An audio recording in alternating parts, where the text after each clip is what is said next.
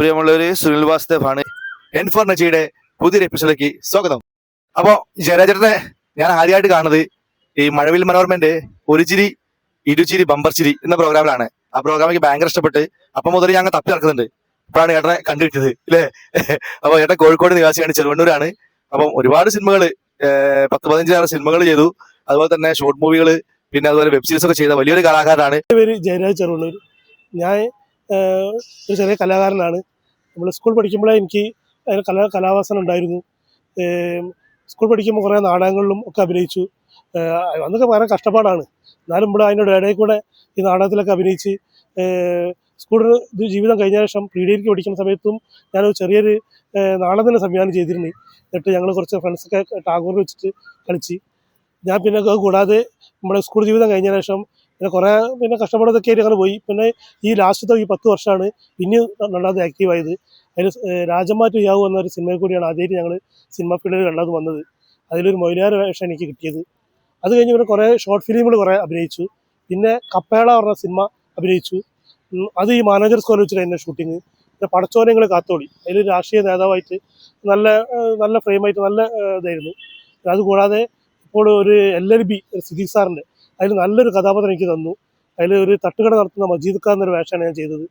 അപ്പം അതിനുശേഷം പിന്നെയും കുറേ ഒരു പാതിരാക്കഥ, അതൊക്കെ OTT ഫിലിമാണ്. പാതിരാക്കഥ, പിന്നെ സുനിൽ വാസുദേവ് സാറെ ഒരു സുമേഷ ബാബു ഒരു വെബ് സീരിയൽ. അങ്ങനെ പറയുകയാണെങ്കിൽ ഇനിയും കുറേ ഷോർട്ട് ഫിലിമുകളുടെ പേര് പറയാനുണ്ട്. അതുകൂടാതെ ഒരു വെബ് സീരിയൽ ഉണ്ട്, ഒരു കഞ്ഞിയും പയറും. അത് കുറേ എപ്പിസോഡ്, ഒരു 10-20 എപ്പിസോഡായിട്ട് ഇങ്ങനെ പോയി. അതിൽ ഇന്നെ ബേസ് ചെയ്തിട്ടായിരുന്നു ആ വെബ് സീരീസ് ഇത് ഉണ്ടായത്. അപ്പോൾ ഓരോരോ സംഭവങ്ങൾ, നാട്ടിൽ നടക്കുന്ന സംഭവങ്ങൾ ഒരു ഹാസ്യ രൂപത്തിൽ ഇങ്ങനെ അവതരിപ്പിച്ചിരുന്നു. അത് കഞ്ഞിയും പയറും ഇപ്പോൾ നിങ്ങളിപ്പോൾ അടിച്ചു നോക്കിയാൽ യൂട്യൂബിൽ ഇപ്പോഴും കിട്ടും. പിന്നെ അത് തലത്ത് സാറായിരുന്നു അതിൻ്റെ ഡയറക്ഷൻ കുന്നമംഗലം ഡോക്ടർ തലത്ത്. പിന്നെ അതുകൂടാതെ പിന്നെ കുറേ ഷോർട്ട് ഫിലിമുകൾ നമ്മൾ അഭിനയിച്ചു.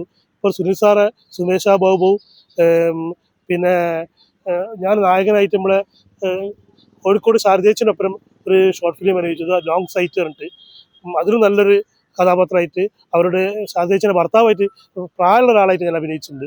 അങ്ങനെ കുറേ നിരവധി ഷോർട്ട് ഫിലിമുകൾ ഉണ്ട്. പിന്നെ ഭാഗ്യത്തിൻ്റെ വഴി, അതിൽ ഞാൻ തന്നെയായിരുന്നു നായകൻ. അത് നല്ലൊരു ഷോർട്ട് ഫിലിമാണ്.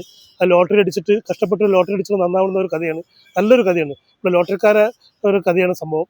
അപ്പം അങ്ങനെ പിന്നെയും കുറേ ഷോർട്ട് ഫിലിമുകളുണ്ട്. അതുകൂടാതെ കുറേ ആൽബങ്ങൾ ഞാൻ അനുഭവിച്ചിട്ടുണ്ട്. ഒരു 5 ആൽബത്തിൽ ഞാൻ അഭിനയിച്ചിട്ടുണ്ട്. അതിന് നല്ല നല്ല ആൽബങ്ങളായിരുന്നു. അതിൽ ശബരിമലേൻ്റെയാണ് ലാസ്റ്റ് അഭിനയിച്ചത്. ശബരിമലയിൽ നമ്മൾ മലക്ക് പോണ രംഗങ്ങൾ നല്ല സാമ്യമായിട്ട് അതൊക്കെ ധർമ്മശാസ്താവ് എന്ന് പറഞ്ഞിട്ട് അതൊക്കെ ഇപ്പോൾ അടിച്ചാൽ നിങ്ങൾക്ക് കിട്ടും. പിന്നെ കുറച്ച് പ്രായമുള്ള ആൾക്കാരും ഒരു മധ്യവയസ്കരുടെ പ്രണയം, അത് അങ്ങനത്തെ ഒരു ആൽബം ഉണ്ടായിരുന്നു. അങ്ങനെ ഒരു 5 ആൽബത്തിൽ ഞങ്ങൾ അഭിനയിച്ചിട്ടുണ്ട്. പിന്നെ ഇവിടെ ഈ കോഴിക്കോട് എന്ത് ഷൂട്ടിംഗ് ഉണ്ടെങ്കിലും എന്നെ വിളിക്കാറുണ്ട്. നമ്മളെ കോഴിക്കോട് തന്നെ നമ്മൾ ചെറുവണ്ണൂരാണ് എൻ്റെ വീട്.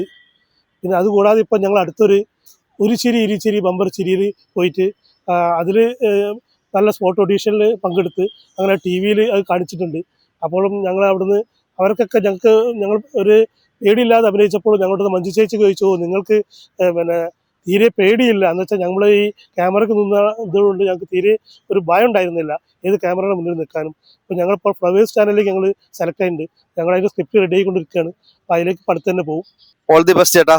തിരക്കുള്ള സമയത്താണ്, കോർപ്പറേഷനിലെ ഉദ്യോഗസ്ഥനും കൂടിയാണ്.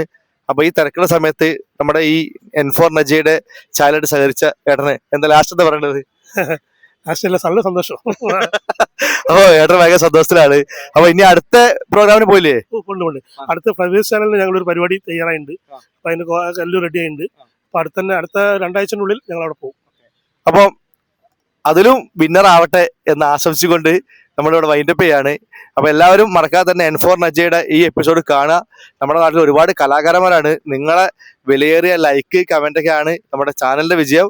ഇവർക്ക് കിട്ടുന്ന അംഗീകാരം അല്ലേ? നല്ല അഭിപ്രായങ്ങൾ എഴുതുക, ഈ കലാകാരന്മാർ വളർത്തിക്കൊണ്ടുവരിക. Okay, all the best. Share ചെയ്യാൻ കേട്ടോ, മറക്കരുത്. ഓക്കെ.